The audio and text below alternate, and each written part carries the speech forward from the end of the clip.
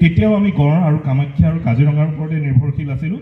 আজি 12 বছৰ পিছতো আমি কামাখ্যা আৰু গড় আৰু কাজিৰঙাৰ ওপৰতে নিৰ্ভৰশীল হৈ আছোঁ। আমি একোৱেই কৰিব পৰা নাই। গতিকে এই প্ৰকৃতি, পৰিৱেশ, গ্ৰাম্য পৰ্যটন এই বিষয়বোৰক লৈ আচলতে আমি সঁচাকৈয়ে সঁচা অৰ্থত আৰু যুক্তিসংগতভাৱে কথাবোৰ ভাবিবৰ হৈছে আৰু কেনেকৈ আমি এই দিশত আগবাঢ়ি যাব পাৰোঁ আৰু ইয়াৰ ওপৰত যিটো নিয়ন্ত্ৰণ, এই নিয়ন্ত্ৰণটো আমি নিজৰ হাতলৈ আনিব লাগিব। আমি ইতিমধ্যে দেখিবলৈ পাইছোঁ যে তথাকথিত যিটো পৰ্যটনৰ ধাৰা, সেই ধাৰাটোৰ কাৰণে আজি কাজিৰঙাৰ ওপৰত কাজিৰঙা সংৰক্ষণ আৰু কাজিৰঙাৰ মাটিৰ যিখিনি আচল গৰাকী আছিল, সেই সকলোৰে হাতৰ পৰা কাজিৰঙাখন ওলাই গ'ল। আজি কাজিৰঙাৰ পৰ্যটনক লৈ আজি বহিৰাগত ঠিক নহয়, যিসকল লোকৰ কাজিৰঙাৰ প্ৰতি কোনো সংবেদনশীলতা নাই, সেই সংবেদনশীলতা নোহোৱা মানুহে আজি কাজিৰঙাৰ পৰ্যটনক লৈ সিদ্ধান্ত ল'ব পৰা হৈছে। গতিকে আমি যদি এতিয়াই এই কথাবোৰ বুজি নাপাওঁ আৰু তাৰ যদি সৰলীকৰণ নকৰি যদি সৰলীকৰণ কৰি যদি আমি সকলোকে সংযুক্ত কৰিব নোৱাৰোঁ, তেতিয়াহ'লে সেই পৰ্যটন লাহে লাহে আঁতৰি যাব। আৰু কালি নে পৰহি মই কাৰোবাৰ লগত কথা পাতি আছিলোঁ, আৰু বেছি দিন নাই কাজিৰঙাৰ মানুহে পথাৰ চাবলৈ এইফালে আহিব লাগিব, চাপৰিলৈ যাব লাগিব কাজিৰঙাৰ মানুহে পথাৰ চাবলৈ, কহৰাৰ গেলেকীৰ মানুহে পথাৰ চাবলৈ। গতিকে তাৰ লগত পৰ্যটনৰ লগত আমাৰ যিটো বহন ক্ষমতা, সেই বহন ক্ষমতাটোৰ কথা জড়িত হৈ আছে আৰু যিটো আমাৰ স্বাৱলম্বিতাৰ কথাটো জড়িত হৈ আছে। গতিকে এই বস্তুবোৰ সৰলীকৰণ হোৱাৰ প্ৰয়োজন আছে, কিন্তু তাৰ কিছুমান সীমাবদ্ধতাও আছে। আজি যদি কাজিৰঙাত বা পৰ্যটন ক্ষেত্ৰখনত কিবা কৰিব লগা হয়, কিবা কৰিবলৈ আগবাঢ়োঁ, আমাৰ কোনো অভিভাৱক নাই। আজি বন বিভাগত কিবা কাম কৰিবলৈ হ'লে বা যিকোনো ইয়াতে এটা বিল্ডিং বনাবলৈ হ'লে, ইয়াত গছ এজোপা ৰুবলৈ হ'লে, ইয়াত নলা এটা খান্দিবলৈ হ'লে একোটা বিভাগ থাকে, তাৰ এটা পলিচি থাকে। কিন্তু আজি যদি পৰ্যটনৰ কাম কৰিবলৈ আমি যেতিয়া আৰম্ভ কৰি যাওঁ, অসমত কোনো পৰ্যটনৰ পলিচি নাই। আজি মই হোমষ্টেটো মই ভালকৈ চলাইছোঁ নাই, ইয়াৰ নীতি নিয়মবোৰ মই মানি চলিছোঁ নাই, সেইবোৰ মই বেলেগ ৰাজ্যৰ ৰেফাৰেঞ্চত চাই পিনে মই কাম কৰি আছোঁ। অসমত কোনো হেণ্ড হোল্ডিঙো নাই, তাৰ কোনো পলিচিও নাই, তাৰ কিছুমান সমস্যা আছে। দ্বিতীয় কথা, যদিও আমি কৈ থাকোঁ যে ব্যক্তিগত চৰকাৰক গালি পৰাতকৈ ব্যক্তিগতভাৱে আমি আগবাঢ়িব লাগিব, সকলো কাম ব্যক্তিগতভাৱে কৰাটো সম্ভৱ নহয়। কাৰণ আজি মই এটা আঘোণ কৰিব পাৰোঁ, কিন্তু সেই পৰিৱেশ এটা, তাৰ কাৰণে এটা ৰাজনৈতিক সদিচ্ছা লাগিব। কিন্তু ৰাজনৈতিক সদিচ্ছা আমাৰ ইয়াত সমস্যাটো এনেকুৱা হৈছে, ৰাজনৈতিক সদিচ্ছাৰ সৈতে ফাণ্ড আৰু ভোটৰ কথাটো জড়িত হৈ থাকে।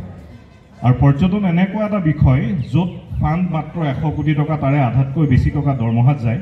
গতিকে ফাণ্ড নাই। আৰু দ্বিতীয়, পৰ্যটনৰ কথাক লৈ কোনেও ভোটো নিদিয়ে। আজি কাজিৰঙা বিশ্ব ঐতিহ্য ক্ষেত্ৰ, অসমৰ গৌৰৱ।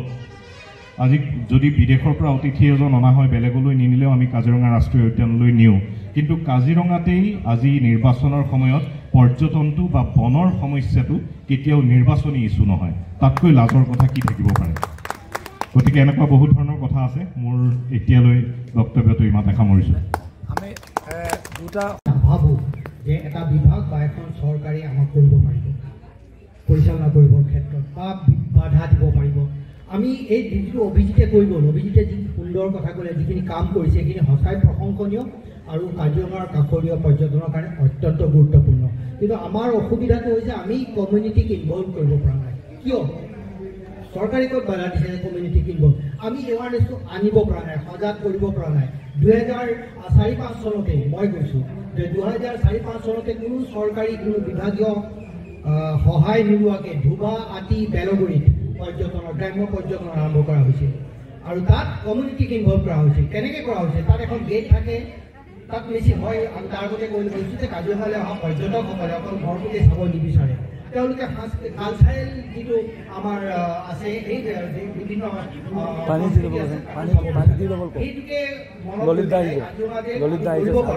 এখন মিচিং গাঁও য'ত মিচিং সংস্কৃতিটো একদম অটুট আছে, এই মুহূৰ্তত বেয়া হোৱা নাই। আমি এখন কাৰ্বি গাঁও বনাব পাৰোঁ। কাৰ্বি গাঁৱত মানে যিখন আছে তাত আমি পৰ্যটনটো আৰম্ভ কৰিব, কাৰ্বি মানুহৰ কাৰণে। এখন আদিবাসী গাঁও, আদিবাসী গাঁৱতে য'ত গ'লে চব আদিবাসীৰ গোটেই ভাইবটো পাব, এইটো আমি কৰিব পাৰোঁ। এখন তেনেকৈ কৰি চাহ জনগোষ্ঠীৰ গাঁও, ইংৰাজী, এইবিলাকৰ ধাৰণা আছে। এই ধাৰণাকে হাতত লৈ 2005-06 চনতে ধুবা, আতি, বেলগুৰিত আৰম্ভ কৰা হৈছিল আৰু খুব সুন্দৰভাৱে তাৰ চলি আছিল। আজি তাৰিখতো চলি আছে। কিন্তু ধুবা, আতি, বেলগুৰিত আমাৰ ডাঙৰ ভুলটো হ'ল যে আমি লিডাৰশ্বিপ যিটো কোৱালিটি বা লিডাৰশ্বিপ যিটো প্ৰশিক্ষণ বা লিডাৰশ্বিপৰ নেতৃত্ব দিব পৰা যিটো থাকে আমি সেইটোক অলপ অৱজ্ঞা কৰিলোঁ। তাত আমি কোনো ধৰণৰ চৰকাৰী সহযোগিতা বা কোনো ধৰণৰ কৰা নাই, অকল ৰাইজৰ সহযোগ। ৰাইজক আমি সজাগ কৰিব পাৰিছিলোঁ। আৰু তাৰপিছত তাত এনেকুৱা কৰা হৈছিল যে গুৱাহাটী গাঁৱলৈ মিচিং সংস্কৃতি চাবলৈ যেতিয়া মানুহ সোমাই যায় 1000 টকাৰ টিকেট এটা লৈ তেওঁ সোমাই গৈ পেলাই দেখিব কোনোবাই এটাই যঁতৰ সূতা কাটি আছে, কোনোবাই ঢেঁকীত উৰালত ধান দাই আছে, ধান খুন্দি আছে, কোনোবাই মাছ মাৰি আছে জাকৈ। এনে কৰি 2 ঘণ্টাৰ এটা টুৰ, আৰু এই 2 ঘণ্টাৰ টুৰৰ ভিতৰতে তেওঁলোকক মিচিং খাদ্য সম্ভাৰো যথা হয় এই 1000 টকাতে। পৰ্যটক গুচি গ'ল। তাৰপিছতে সেই 1000 টকাৰ ভাগ এই 2 ঘণ্টা যে কাম কৰিছিলে, যোনে যঁতৰ সূতা কাটিছিলে তেওঁ পাইছিলে, যোনে মাছ মাৰি আছিলে তেওঁ পাইছিলে, সকলোৱে তাৰ অংশ পাইছিলে আৰু বাকীটো তেওঁলোকৰ ছ'চাইটিত জমা হৈছিলে। মই আকৌ কৈছোঁ যে নেতৃত্বটোৰ ওপৰত গুৰুত্ব নিদিয়াৰ কাৰণে এইটো হ'ল। তাত কোনো ধৰণৰ চৰকাৰী আজি তাৰিখলৈকে মোৰ এটা আইডিঅ'লজি হ'ল যে মই ভাবোঁ যে আমি এই মুহূৰ্তত অস্বীকাৰ কৰিব নোৱাৰোঁ কাজিৰঙা ৰাষ্ট্ৰীয় উদ্যানৰ সঞ্চালকক, আমি অস্বীকাৰ কৰিব নোৱাৰোঁ DFOক, আমি অস্বীকাৰ কৰিব নোৱাৰোঁ। মই কৈছোঁৱে যে এটা পৰ্যায় আহিব হয়তো তেতিয়া আমি কাজিৰঙাক কমিউনিটিৰ হাতত দিব পাৰিম। কিন্তু এতিয়া আমাৰ কাম হ'ল এইসকলক ব্যৱহাৰ কৰা। DFOক আমাক DFOক ব্যৱহাৰ কৰিব নোৱাৰিব, সঞ্চালকক আমি ব্যৱহাৰ কৰিম। আমাৰ কাৰণে কৰিবলগীয়া কামখিনি তেওঁ কৰিব লাগিব। যি কি নহওক সেইটো মই মোৰ স্থিতিটো স্পষ্ট কৰিছোঁ। আৰু তাৰ কাৰণে কমিউনিটিৰ কাম কৰিবলগীয়া আছে। আমি এখন আদৰ্শ আদিবাসী গাঁও কৰিব পাৰোঁ, য'ত গ'লে মাদলৰ ধনীৰে আদি কৰি তেওঁলোকৰ শ্মশানলৈকে সকলো থাকিব। তাত কিন্তু অইন কোনো সংস্কৃতি নপৰিব। পৰ্যটকে আহে, মই ব্যক্তিগত দীৰ্ঘদিন পৰ্যটকৰ লগত ডিল কৰি পেলাই সংস্পৰ্শ কৰি পেলাই অনুভৱ কৰিছোঁ, কাজিৰঙালৈ তেওঁলোকে পইচা লৈ আহে আৰু AC ৰুমত থাকিব নিবিচাৰে। তেওঁলোকে গছৰ ওপৰত থাকিব বিচাৰে, টেণ্টত থাকিব বিচাৰে, তম্বুত থাকিব বিচাৰে, ইত্যাদি ইত্যাদি কথাবিলাক। আৰু তাৰ কাৰণে কমিউনিটিক ইনভল্ভ, ব্যক্তিগত খণ্ডত যথেষ্ট কাম কোনোবাই কৰিছে। আৰু অভিজিতে ইতিমধ্যে কৈ গৈছে যে ব্যক্তিগত খণ্ডৰ পৰা আমি জনগোষ্ঠীৰ মাজলৈ যদি এই বস্তুখিনি আনিব নোৱাৰোঁ, ৰাখিব পৰা নাই তেওঁলোকে। কিন্তু মই তাতেই কৈছোঁ যে তাতে শ্বেতা ছাত্ৰাৰ নামৰ এজন ডিজাইনাৰ আনিছিলোঁ 2010 চনত। শ্বেতা ছাত্ৰাৰে 15 দিন তাত আছিলে। শ্বেতা ছাত্ৰা এইটো কোনো বিভাগীয় নহয়, এইটো একদম মোৰ একান্ত ব্যক্তিগত। তেওঁ শ্বেতা ছাত্ৰাৰ ডিজাইনাৰ আছিলে। আন্তঃৰাষ্ট্ৰীয় ক্ষেত্ৰত তেওঁ যথেষ্ট খিতাপ আছে, তেওঁ বহুত বটিক চটিক ঢেৰ আছে। তেওঁৰ লগত এটা এগ্ৰিমেণ্ট হৈছিলে যে তেওঁ আমাৰ জনগোষ্ঠীৰ মিচিং জনগোষ্ঠীৰ শৈলীখিনি ডিজাইনবিলাক পাব, আৰু তাৰ বিনিময়ত তেওঁ তাক শিকাব কেনেকৈ মানে মাৰ্কেটিং কৰে, কেনেকৈ কোৱালিটি কৰে, কেনেকৈ কালাৰ মিক্সিং কৰে ইত্যাদি। 15 দিন শ্বেতাই তাত আছিলে। শ্বেতা ছাত্ৰাৰ ধুবাগুৰি বেলগুৰি ৰাইজৰ লগত থাকিলে, ছোৱালীখিনি শিকালে। আজি তাৰিখত ধুবাহাটী বেলগুৰিলৈ যদি আপোনালোকে যায়, তাৰ ছোৱালীৰ শিপিনী মই ক'ম অসমৰ ভিতৰত অদ্বিতীয়। তেওঁলোক ধুবাহাটী বেলগুৰিৰ শিপিনী। আৰু সেই ছোৱালীখিনিয়ে তাৰপিছত শ্বেতা ছাত্ৰাৰ গুচি গ'ল। এমাহৰ পিছতে মোলৈ মেইল এটা দিলে যে মোক ইমান বস্তা মিটাৰ হিচাপত কৈছিলে, মই পাহৰিছোঁ কিমান মিটাৰ আছিলে, স্কাই ব্লু কাপোৰ লাগে আৰু তাহাঁতক শিকাই থৈ অহা হৈছে। তাৰপিছত মই ছোৱালীখিনিক সুধিলোঁ স্কাই ব্লু ইমান মিটাৰ কাপোৰ লাগে, কেইবা বস্তাও হ'ব পাৰিবা নাই? বোলে পাৰিম। কিমান দিনৰ পাৰে? 20 দিনত। তেওঁলোকে বনাই দিলে আৰু সেই গোটেই কাপোৰখিনি ধুবাহাটী বেলগুৰি ছোৱালীয়ে বৈ যোৱা কাপোৰখিনি শ্বেতা ছাত্ৰাৰে লৈ গৈছিলে। আৰু আজিৰ তাৰিখত এয়া ফ্ৰান্স এয়াৰলাইন্সত চলি আছে। ধুবাহাটী বেলগুৰি গাঁৱৰ কাম। এই ধুবাহাটী বেলগুৰি সেই যিটো প্ৰজেক্ট আছিল কমিউনিটি ইনভলভমেণ্ট, তাত 60জন আমেৰিকান টুৰিষ্টে এদিনত ভ্ৰমণ কৰিছিলে আৰু সেইটো অভিলেখ সৃষ্টি কৰিছিলে। 1 লাখ টকা তেওঁলোকে বিক্ৰী কৰিছিলে। গতিকে এই যে পলিটিকেল ইনফ্লুৱেঞ্চ আহে, বিভাগীয় ইনফ্লুৱেঞ্চ আহে, তাৰ কাৰণে এই কমিউনিটিৰ আমি যিটো মটিভেট কৰি পেলাই তাৰ ধাৰাবাহিকতাটো ৰখাত অসুবিধাহে হয়, যথেষ্ট অসুবিধা হয়। গতিকে আমি কৰিবলগীয়া কাম বহুত আছে। এই যিখিনি অভিজিতে ক'লে খুব প্ৰশংসনীয় কথা, তাত আমি কমিউনিটিক ইনভল্ভ কৰিব লাগিব, জনসাধাৰণৰ হাতত পৰ্যটকৰ। কাৰণ মই আগতেই কৈছোঁ যে আমাৰ বহুত কথাৰ পৰা আমি বঞ্চিত হৈছোঁ কৈয়ে থাকোঁ। কিন্তু কাজিৰঙাই আমাক দিছে পৃথিৱীৰ আটাইতকৈ সৰ্ববৃহৎ উদ্যোগটো, সেইটো হ'ল পৰ্যটন উদ্যোগ।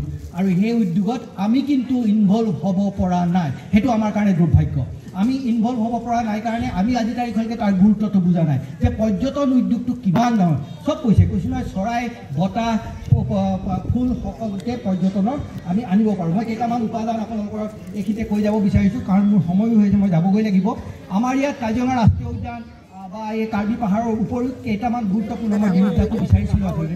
দিলীপ দা থকা আছে, দিলীপ দা আছে, দিলীপ দাই জানিব। ইয়াত কেইটামান উপাদান আছে যিকেইটাক মই আৰম্ভ কৰিছোঁহে, মাত্ৰ জাষ্ট ষ্টাৰ্ট আপহে কৰিছোঁ। তাত কমিউনিটি কেনেকৈ ইনভল্ভ কৰিব পাৰি আপোনালোকে ভাবিব। আপোনালোকৰ ধাৰা মই গাইগুটীয়া প্ৰচেষ্টাৰে কমিউনিটিক ইনভল্ভ কৰিবৰ কাৰণে এই উপাদানকেইটা চেষ্টাও কৰি আছোঁ। তাৰে এটা হ'ল তৰাপুং বৰপুং।